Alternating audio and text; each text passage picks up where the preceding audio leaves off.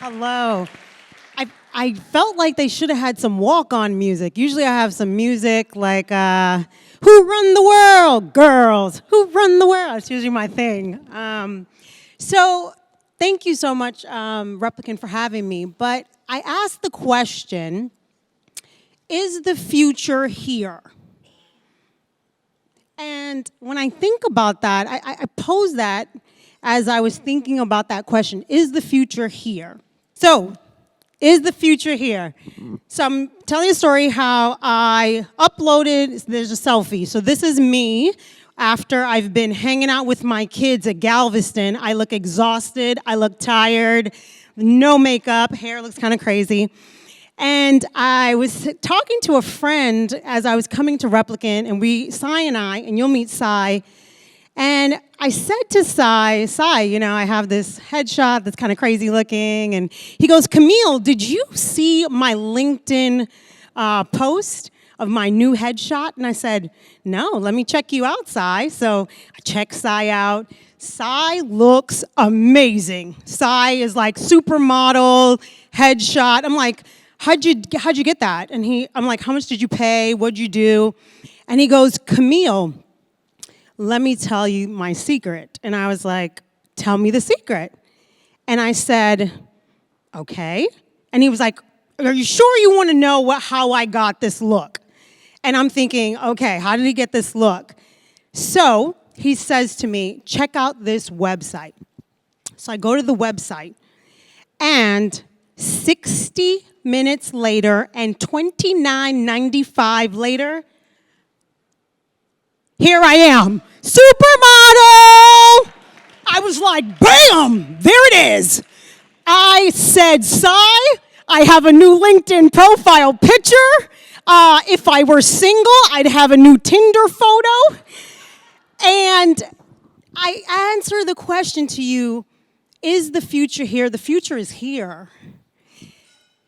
I'm hooking everybody up, by the way, with headshots and selfies. If you're single, this is how you're going to get your swipes.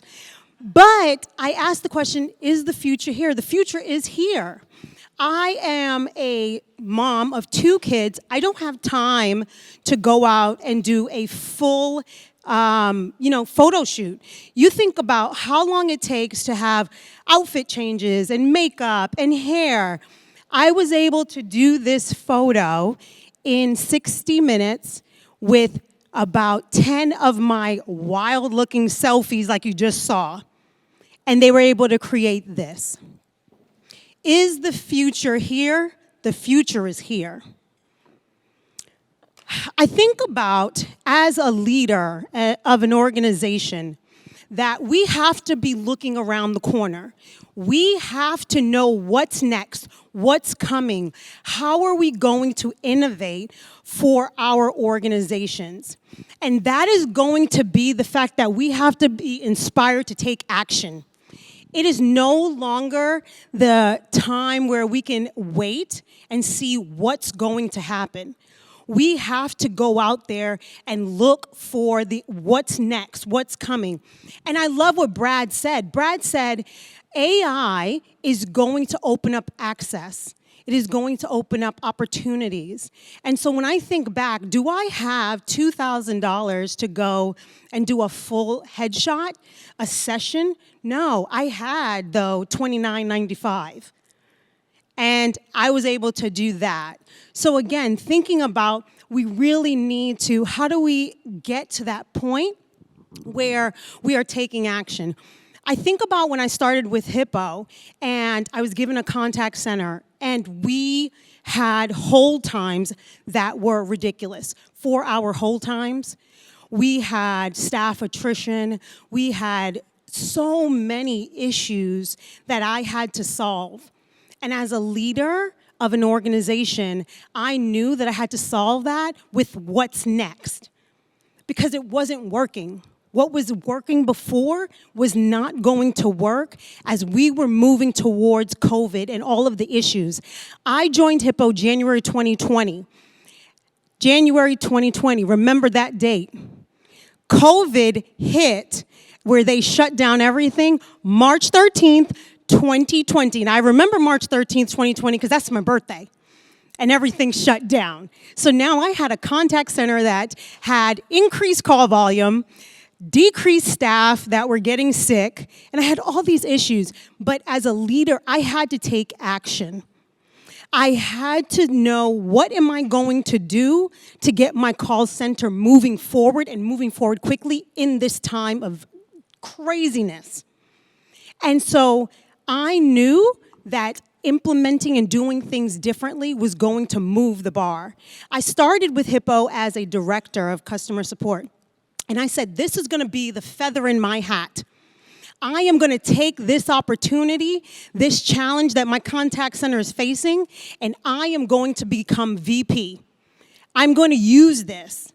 And that's what I did. And I took action, and I reduced call volume. I increased my customer satisfaction, and I decreased my agent attrition. And I was able to do that in 8 months. And guess what, guys? I made VP. I would have dropped the mic if I didn't want to hurt your ears right now. But that's because I was able to really be abreast of what's happening, how I was going to implement it, and looking around the corner. Brad was telling us, look around the corner. There's so many things that are coming our way, and if we don't, you will be left behind. As we think about looking around the corner, I want us to keep in mind, this contact center cannot be our contact center. And many of us started off in contact centers that look like this. I remember this is where I started. And if you think to fast forward today, how much we've evolved from this point. And in the short amount of time of our evolution, I know some of us have PTSD from this and we block it out, but you were there. So why are we here? We are here because AI was able to do this for me for under $29.95. And I love the middle one. I call that my Lululemon look, if I ever were a Lululemon model. But AI was able to take those 10 selfies and create this. Keep in mind that 71% of executives believe that AI and automation will help grow their business and give them a competitive edge. 41% of consumers believe that AI will make their lives easier. And 38% of a survey that they did globally, customers said that they had a good, positive feedback relationship with a chatbot and some form of AI. The future is here. So as I said, Hippo, we had challenges. We had staffing shortages. I was losing people. People were quitting. I couldn't find staff. Hiring was a mess. It was really difficult. And how many of you have that problem? Yep, you can say it. Availability, I had to have a 24/7 operation because customers want it, and in the insurance industry, they want to talk to you any time of the day, 24/7. How many of you have to run a 24/7 operation? How many of you are expected to reduce costs in your contact centers? How many of you have a CSAT expectation or a leadership expectation to provide best-in-class customer service? This is where, if I were in a Baptist church, someone would be going, preach, preach. We're in a church right now. But this is the challenge that we were faced with, but I saw them as opportunities. This was an opportunity to truly meet with key players who could be a partner and help move my organizations forward. This is where a company like Replicant really helped us. They were able to onboard, and it was a seamless onboarding process. They didn't create, I'm going to tell you, we have a small IT group that they only want to do the sexy things. Customer support, unfortunately, no one seems to find us sexy, right? Are you sexy? I know my support organization is seen as an afterthought under all of the items when IT is thinking about what's next. We were able to bring in Replicant, and Replicant walked us through it. They handheld us through the process. They were open to talk to us about what could be. Even the things that we didn't think were possible, they were able to bring that to us. They were dedicated. It was important to have someone who was dedicated to our organization. The last thing working with a partner is you're constantly losing that person and you're getting a new person. And we really kept the same people who understood our pain points, understood us as a company. I will tell you, as a company, we are very needy. We like what we like it our way, and we always need to find a partner that can understand that and work with us. And Replicant was that partner. They were willing to work with us, talk through the process. They were willing to handhold us and provide suggestions. They were the key partner that did not make us feel like a little itty-bitty fish in their giant pond. And that had been my experience. And so when I partnered with Replicant and said, this is what I've seen, this is what I felt, I have almost PTSD from this, they were like, no, that's not our approach.